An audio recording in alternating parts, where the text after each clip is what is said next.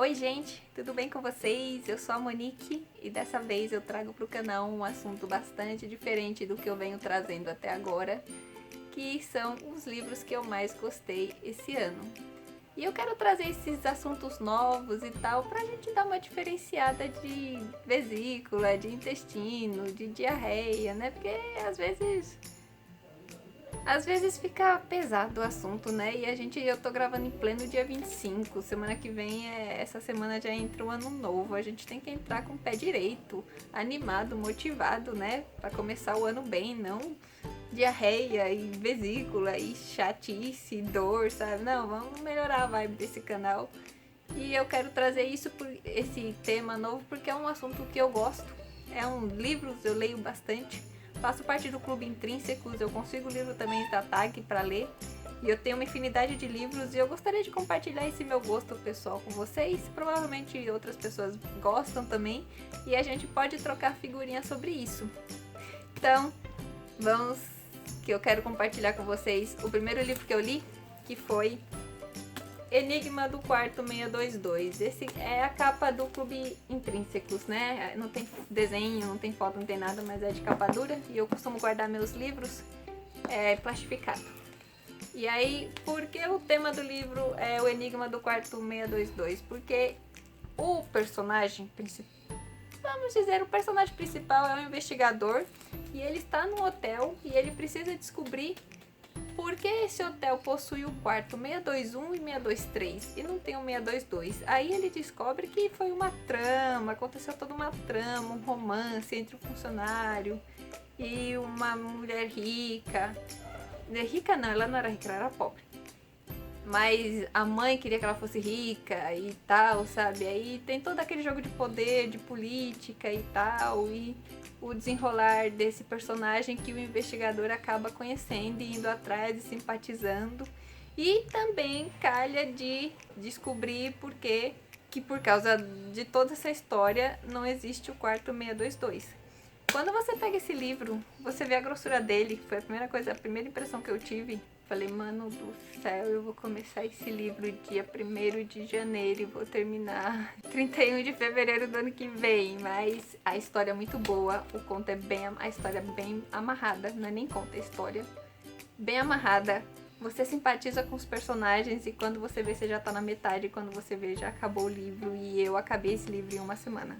Então, acredite, a história é muito boa, vale a pena ler. E eu até quero ler outros livros desse autor para saber se ele continua com a qualidade de escrita e desenrolar de histórias que nem ele teve aqui nesse livro. Então vale a pena ler se vocês quiserem, se vocês gostam de suspense. Põe esse livro na lista de leitura que vocês vão gostar. O próximo livro, que ele não está aqui, mas eu vou usar esse aqui como referência, é A Família Mandible.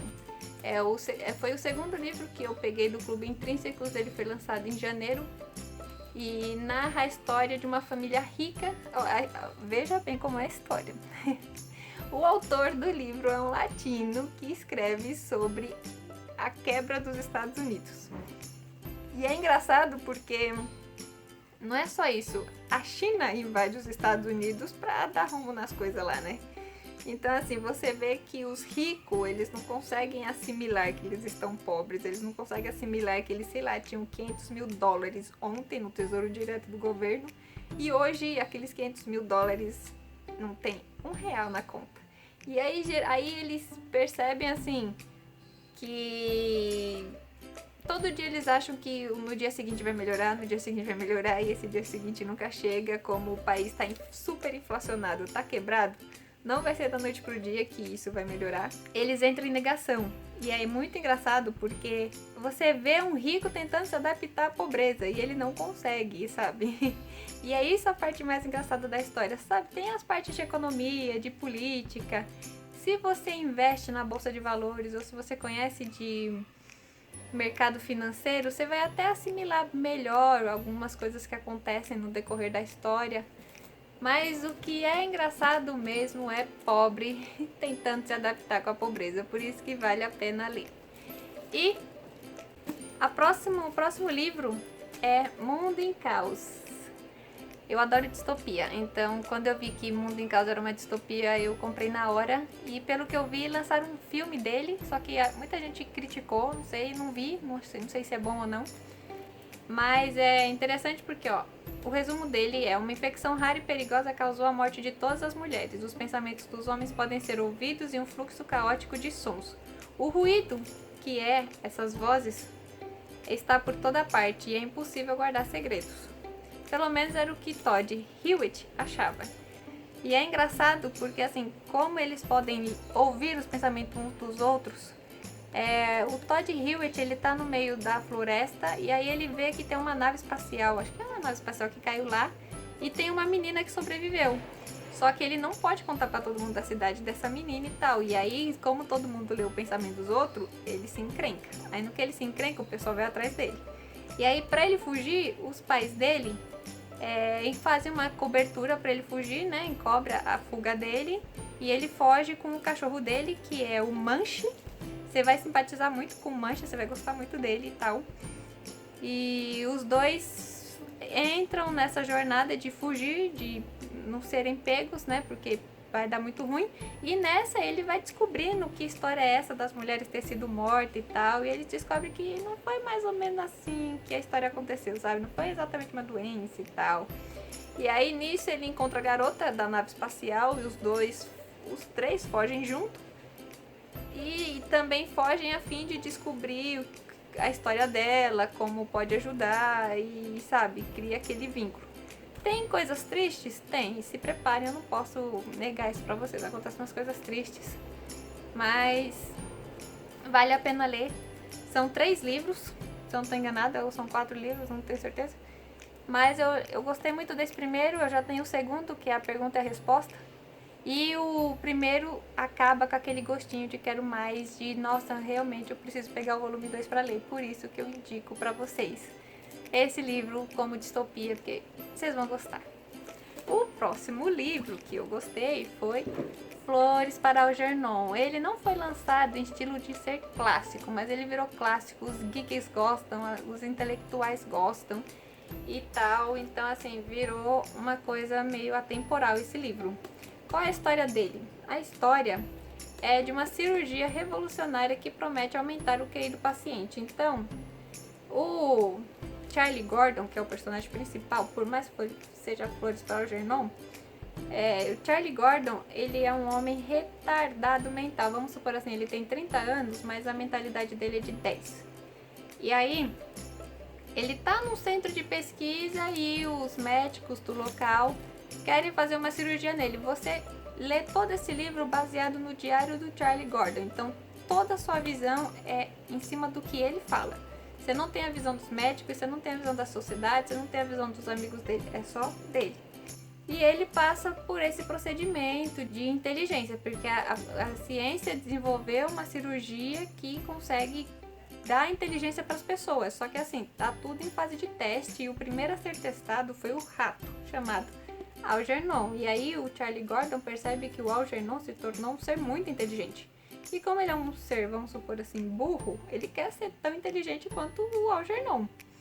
E aí ele faz a cirurgia e tal, e aí a partir da cirurgia, assim que você percebe o antes e o depois da vida do Charlie Gordon. E é aí que cria aquela crítica, sabe? De assim, até onde vale a pena você ser inteligente, a partir de que momento ser inteligente demais é um problema, sabe? Ser inteligente demais vai prejudicar no seu relacionamento, no seu desenvolvimento e tal, sabe? E como tudo é uma fase de teste, tá tudo muito ainda obscuro para a ciência. Eles não sabem exatamente se a pessoa se torna inteligente para sempre, se entra no limite e fica lá, ou entra no limite e regride depois, sabe? É tudo muito obscuro e você vê todo esse decorrer de fatos pelo diário do Charlie Gordon. Por isso que eu gostei muito, eu achei muito interessante, muito bem desenvolvido, muito amarrado os capítulos. E vale a pena ser lido, então se vocês gostam de livros clássicos, vale a pena ler esse. O próximo e último livro foi Eu Morreria por Ti, de Scott Fitzgerald. Scott Fitzgerald. Ai, lá foi até meu microfone. São 3 contos inéditos do autor de Grande Gatsby. Para quem assistiu Meia-Noite em Paris sabe de quem eu tô falando. Scott Fitzgerald e Zelda Fitzgerald fazem parte do elenco desse filme e vale muito a pena ler. Scott Fitzgerald conta aqui 3 contos, né? Um é sobre... nem vou dar muitos detalhes, mas são 3. Um de promissória, o outro se chama Eu Morreria por Ti, que é o tema do livro. E o outro eu nem me lembro o nome do outro, só que um dos contos que eu li que eu mais gostei é de um médico que ele vai pro interior, aqui, não sei da onde, acho que dos Estados Unidos, para tratar um paciente. Só que aí na casa desse paciente ele se interessa pela filha do paciente e a filha desse paciente tem um irmão e ele também acaba criando convívio com o irmão dela, né? E aí quando ele tá voltando pra casa e tal, aí acontece um assalto, aí, sabe, os caras tentam pegar ele e tal, e aí ele é salvo, só que ela é salvo de uma maneira muito engraçada.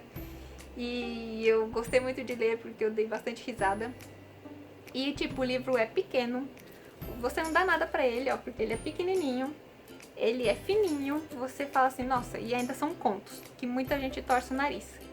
Mas assim, são 3 contos que vale muito a pena ler. Ele não é muito descritivo sem necessidade. Ele vai direto ao ponto. E deixa a trama muito bem amarrada. Você fica muito interessado em querer saber o que acontece com a história, o que acontece com os personagens.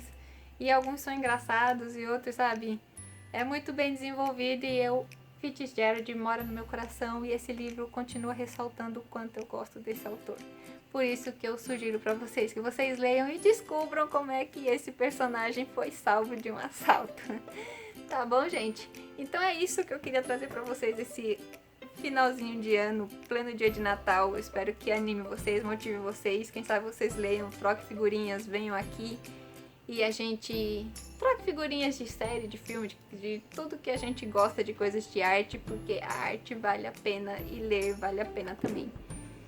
E é isso, pessoal. Muito obrigada por me seguir até agora. Eu espero que vocês gostem e Feliz Natal pra vocês, boas festas, que deem tudo certo, que vocês tenham muitos presentes e essa semana tem mais. Estamos aí com o meu pomponzinho de ano novo e de Natal. Boas vibes pra vocês, tá bom? Feliz Natal e até a próxima. Tchau!